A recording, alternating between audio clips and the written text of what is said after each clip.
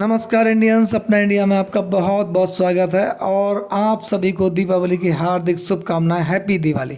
दोस्तों, आज हम आपसे बात करेंगे भ्रष्टाचार के उन पहलुओं पर जिनसे देश की जनता निजात पाना चाहती है। और दूसरी हम आपसे बात करेंगे कुछ अधिकारियों की जो उच्च पदों पर बैठे हुए हैं, वो अपनी कहीं ना कहीं कर्तव्य निष्ठा पर ध्यान न देकर भ्रष्टाचार में कहीं ना कहीं बढ़ावा देने में सहायक हैं या फिर भ्रष्टाचार में लिप्त हैं। कुछ राजनेता भी ऐसे हैं जो कहीं ना कहीं भ्रष्टाचार में लिप्त पाए जाते हैं या फिर भ्रष्टाचार में उनकी संलिप्तता स्पष्ट दिखाई देती है। दूसरी तरफ हम आपसे बात करेंगे ज्योति मौर्य की। क्या ज्योति मौर्य के प्रकरण में और मनीष दुबे के मामले में अगर ये मामला शिकायत करने के बजाय न्यायालय के समक्ष जाता, तब इसकी जांच की दिशा कुछ और होती, या फिर जो जांच अधिकारी होते उनके द्वारा न्यायालय के समक्ष पर्याप्त एविडेंस रखे जाते। दोस्तों, भ्रष्टाचार एक ऐसा मामला है जिसने देश की जड़ें यानी कि नींव को कमज़ोर करने का काम किया है। इस पर समय समय पर तमाम राजनेताओं या अधिकारियों के द्वारा आवाज़ उठाई जाती रही है, पब्लिक के बीच ये आवाज़ आती रही है। क्या इस पर उसी प्रकार से अन्य अधिकारियों या फिर अन्य नेताओं के द्वारा अमल किया जाता है जो पब्लिक को भ्रष्टाचार से निजात दिला सके, या फिर जो अधिकारी हैं वह भ्रष्टाचार से पूर्णतया दूर हैं, उनके द्वारा किसी प्रकार कोई भ्रष्टाचार नहीं किया जाता है? ये बात कहने वाला देश में कौन है? क्या इस बात को कहने के लिए लोग आगे आते हैं, फिर उस पर अमल कराने में पूरा प्रयास करते हैं?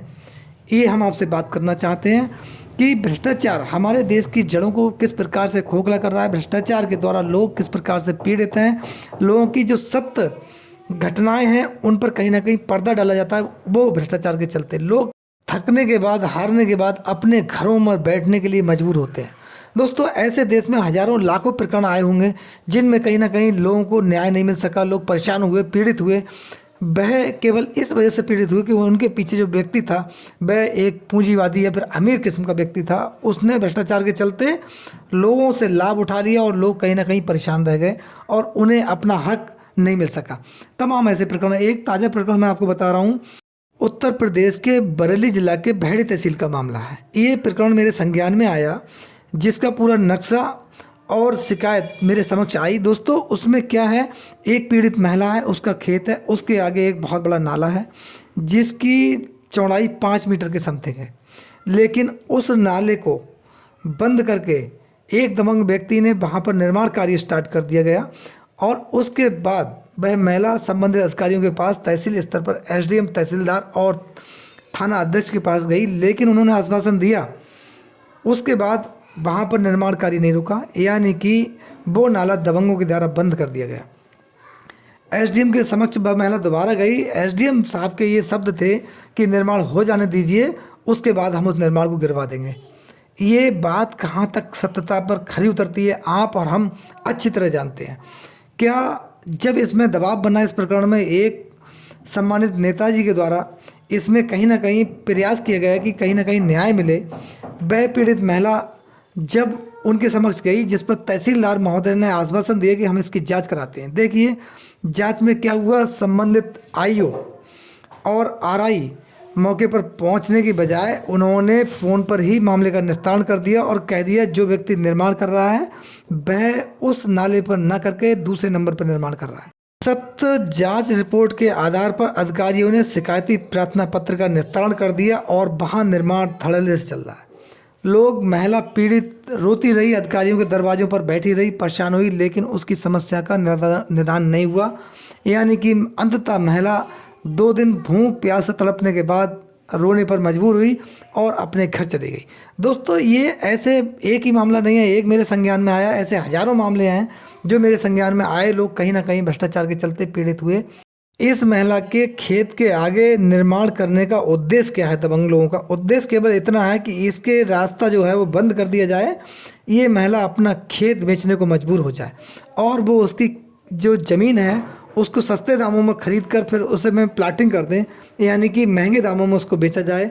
इस खरीद फरोख्त के मामले में दबंगों का किस प्रकार से लोगों पर शिकंजा कसा जाता है, वह भी भ्रष्टाचार के चलते। अगर इस महिला के प्रकरण को उच्च अधिकारियों के द्वारा स्वतः देखा जाता और इसका निस्तारण किया जाता, शायद उस महिला के साथ अन्याय नहीं होता। वहाँ मौके की स्थिति लोगों के द्वारा ये बताई गई कि वहाँ पर 8-10 बंदूकधारी मौके पर खड़े थे और निर्माण कार्य बड़े धड़ल्ले से हो रहा था, जिसमें थाना अध्यक्ष ने पूर्णतः चुप्पी साध ली। स्टार्टिंग में कहा कि निर्माण कार्य रुकवा देंगे, लेकिन उनके द्वारा निर्माण कार्य नहीं रुकवाया गया। दोस्तों, ऐसे मामले मैंने आपके सामने उजागर नाम लेकर इसलिए किया क्योंकि ऐसे मामलों पर जब देश की जनता कहीं ना कहीं पीड़ित होती है, परेशान होती है, असहाय लोग जिनकी कहने वाला कोई नहीं होता है, उनके साथ किस प्रकार से अन्याय होता है, इसका एक एग्जाम्पल मैंने आपके समक्ष रखा। क्या दोस्तों, देश में भ्रष्टाचार एक ऐसी जड़ है जो गरीबों को कहीं ना कहीं मिटाने का काम कर सकती है। कहीं ना कहीं गरीब लोग इसके चलते सबसे ज़्यादा पीड़ित होते हैं, क्योंकि गरीब व्यक्तियों के पास कुछ भ्रष्ट अधिकारियों को देने के लिए रिश्वत नहीं होती है।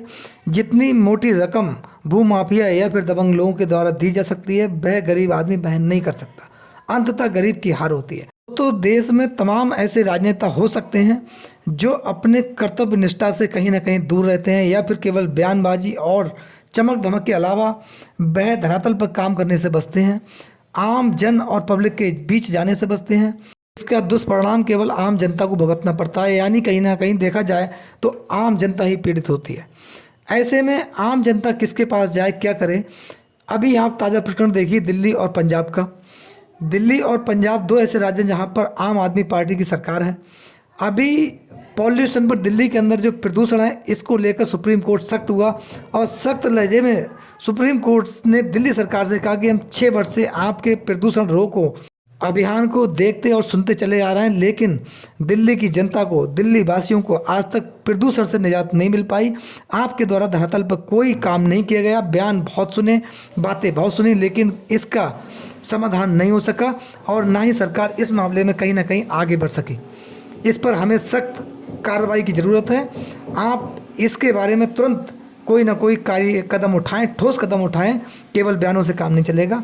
इसी प्रकार पंजाब को भी बताया गया है। पंजाब में कहा गया है कि आप पराली पर ध्यान दें, किसानों को वो यंत्र उपलब्ध कराएं जिससे कि उनकी पराली जलाने की समस्या का निदान हो, और किसानों से आप बातचीत करें, वार्तालाप करें।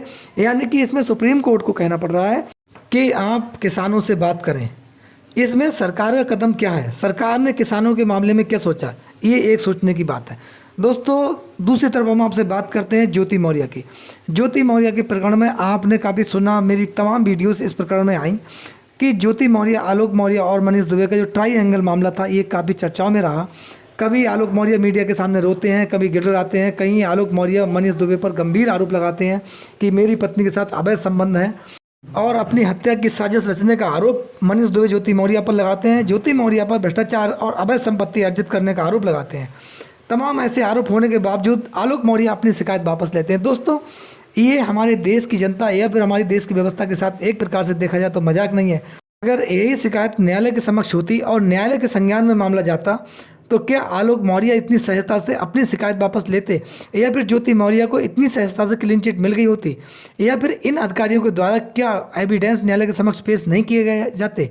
अगर न्यायालय की निगरानी में ज्योति मौर्य के प्रकरण में जांच होती, तब इसमें कहीं ना कहीं जो व्यक्ति दोषी होता उसके खिलाफ कार्रवाई निश्चित रूप से होती। ऐसा हमारा और आपका मानना भी है, और ये बात सत्य भी है कि न्यायालय के द्वारा जो डिसीजन होता वो जनता के हित में आता, आम जनता के हित में आता। इसमें आम जनता की जीत होती। दोस्तों, जब तक अंतिम व्यक्ति के अधिकारों की रक्षा नहीं होगी, उसे त्वरित न्याय नहीं मिलेगा, तब तक हमारा देश विकसित राष्ट्र नहीं हो सकता। इस पर आपकी क्या राय है? अपनी राय हमें कमेंट्स बॉक्स में ज़रूर दें। आपका बहुत बहुत धन्यवाद। नमस्कार। जय हिंद, जय भारत।